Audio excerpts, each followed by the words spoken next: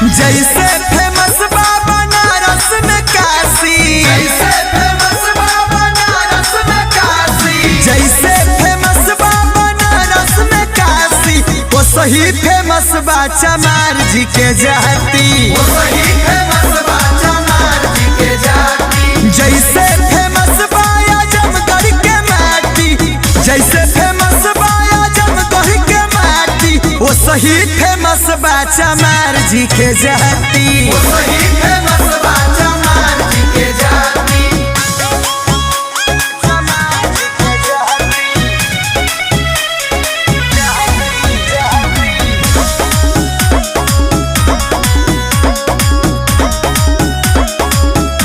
पूरा दुनिया के दिल पे हो राज करता, सब बहुजन के लोगवा हो नाज करता।